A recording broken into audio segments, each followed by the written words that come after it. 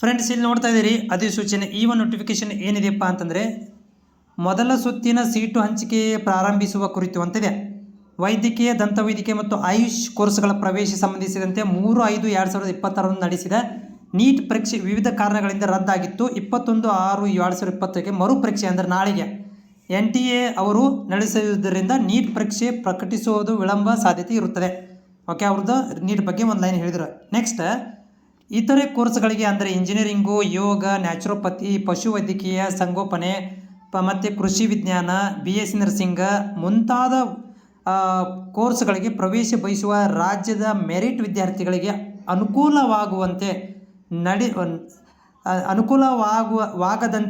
ತಡೆಯುವ ಉದ್ದೇಶದಿಂದ, ಅಂದರೆ ಅಡಚಣೆಯಾಗದಂತೆ ತಡೆಯುವ ಉದ್ದೇಶದಿಂದ ಸರ್ಕಾರ ಸೀಟ್ ಮ್ಯಾಟ್ರಿಕ್ಸ್ ಮತ್ತು ಶುಲ್ಕದ ವಿವರ ಕುರಿತು ಆದೇಶ ಹೊರಡಿಸಿದ ನಂತರ ಮೊದಲನೇ ಸೀಟು ಹಂಚಿಕೆ ನೋಡ್ರಿ, ಇವ್ರು ಏನು ಹೇಳ್ತಾರಪ್ಪ ಅಂದ್ರೆ, ಮೊದಲನೆಯ ಸುತ್ತಿನ ಸೀಟು ಹಂಚಿಕೆಗೆ ಪೂರ್ವದಲ್ಲಿ ಫ್ರೀ ಸುತ್ತಿನ ಸೀಟು ಹಂಚಿಕೆ ಕೈಗೊಂಡು ನೋಡ್ರಿ, ಇದು ಇಂಪಾರ್ಟೆಂಟ್. ಫ್ರೀ ಸೀಟ್ ಹಂಚಿಕೆಯನ್ನು ನಾವು ತಗೊತಾ ಇದ್ದೀವಿ. ಈ ಫ್ರೀ ಸುತ್ತಿನಲ್ಲಿ ಹಂಚಿಕೆದ ಸೀಟೇ ಸಾಕು ಎಂದು ಬದಲಾವಣೆ ಅಗತ್ಯವಿಲ್ಲ ಎಂದು ಖಡಾಖಂಡಿತವಾಗಿ ನಿರ್ಣಯಿಸುವ ಅಭ್ಯರ್ಥಿಗಳಿಗೆ ಪ್ರವೇಶ ಅನುಕೂಲ ಕಲ್ಪಿಸುವ ನಿಟ್ಟಿನಲ್ಲಿ ಫ್ರೀ ಸುತ್ತಿನ ನಡೆಸಲಾಗುವುದೆಂದು ವಿವಿಧ ಮಾಧ್ಯಮಗಳ ಮೂಲಕ ತಿಳಿಸಲಾಗಿರುತ್ತದೆ. ಓಕೆ, ತಿಳಿಸಲಾಗಿದೆ ಅಂದರೆ ಹೇಳಿದ್ರು ಇವರು. ನಾವೇನಂದರೆ ಫ್ರೀ ರೌಂಡ್ ತೊಗೊತೀವಿ ಅಂತೆಲ್ಲ ಮಾಹಿತಿಗಳನ್ನು ಕೊಟ್ಟಿದ್ದರು. ಆದರೆ ಅನೇಕ ವಿದ್ಯಾರ್ಥಿಗಳು ಹೊಸದಾಗಿ ಈ ಮೇಲಿನಂತೆ ಕಾರ್ಯಗತಗೊಳಿಸುವ ಯೋಜನೆ ಇದ್ದ ಫ್ರೀ ಸುತ್ತಿನ ಸೀಟು ಹಂಚಿಕೆಯಾದ ಸೀಟಿಗೆ ಪ್ರವೇಶ ಪಡೆಯಬಹುದಾ ಅಥವಾ ಹಂಚಿಕೆಯಾದ ಸೀಟನ್ನು ಇಟ್ಟುಕೊಂಡು ಮೊದಲನೇ ಸುತ್ತಿನ ಭಾಗವಹಿಸಬಹುದಾ ಅಂತ ವೈದ್ಯಕೀಯ ಸೀಟುಗಳಿಗೆ ಭಾಗವಹಿಸುವ ಏನು ಮಾಡಬೇಕು?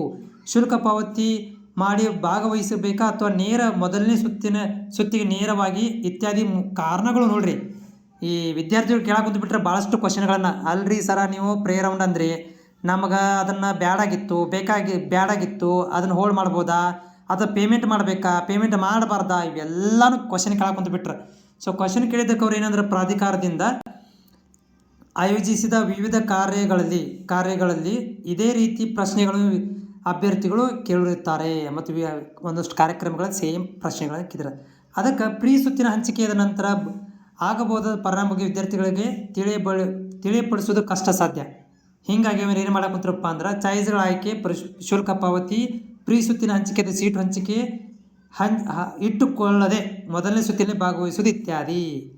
ಓಕೆ, ಸೊ ಏನಪ್ಪ ಅಂತಂದರೆ ಇದು ಕಷ್ಟ. ಇದರ ಬಗ್ಗೆ ಮಾಹಿತಿಗಳು ತುಂಬ ಕಷ್ಟ ಆಗೈತಿ. ಅದ್ರ ಸಲುವಾಗಿ ಚಾಯ್ಸ್ಗಳ ಆಯ್ಕೆ, ಶುಲ್ಕ ಪಾವತಿ, ಫ್ರೀ ಸುತ್ತಿನಲ್ಲಿ ಆಯ್ಕೆಯಾದ ಸೀಟು ಇಟ್ಟುಕೊಳ್ಳೋದು, ಮೊದಲ ಸುತ್ತಿನಲ್ಲಿ ಭಾಗವಹಿಸಿ ಇತ್ಯಾದಿ. ಅಲ್ಲದೆ 21/6/2020 ನೀಟ್ ಪರೀಕ್ಷೆ ತಯಾರಿ ಮಾಡುವವರಿಗೆ ನೀಟ್ ಪರೀಕ್ಷೆ ನಂತರ ಆಬ್ಸೆಂಟ್ರಿ ಪ್ರಕ್ರಿಯೆಯನ್ನು ಪ್ರಾರಂಭಿಸುವಂತೆ ಕೆಲ ವಿದ್ಯಾರ್ಥಿಗಳು ಪೋಷಕರು ವಿನಂತಿ ಮಾಡ್ಕೊಂಡಿದ್ರು. ಯಾಕಂದ್ರೆ ತೊಂದರೆ ಆಕತ್ರಿ, ಟೆನ್ಷನ್ ಆಕ್ಕವು. ನೀವು ಏಕದಮ್ ಆಬ್ಸೆಂಟ್ರಿ ಚಾಲೂ ಮಾಡಿಬಿಟ್ರಂದ್ರೆ ನಮ್ಮ ವಿದ್ಯಾರ್ಥಿ ಟೆನ್ಷನ್ ಆಕತಿ ಅಂತ ಮನವಿ ಮಾಡ್ಕೊಂಡಿದ್ರು. ಫ್ರೀ ಸುತ್ತಿನ ಸೀಟು ಹಂಚಿಕೆ ಮುಗಿಸಿ ಮೊದಲನೇ ಸುತ್ತಿನ ಸೀಟು ಹಂಚಿಕೆಯನ್ನು ಕೈಗೊಳ್ಳುವ ಸಮಯದಲ್ಲಿ ನೀಟ್ ಫಲಿತಾಂಶ ಪ್ರಕಟವಾಗುವ ಸಾಧ್ಯತೆ ಇರುತ್ತದೆ. ಹೋಗಿ ಫ್ರೀ ರೌಂಡ್ ಮುಗಿದ ಮೇಲೆ ಫಸ್ಟ್ ರೌಂಡ್ ಇವ್ರದ್ದು ನೀಟ್ನವ್ರ ರಿಸಲ್ಟ್ ಬರೋ ಸಾಧ್ಯತೆ ಐತಿ.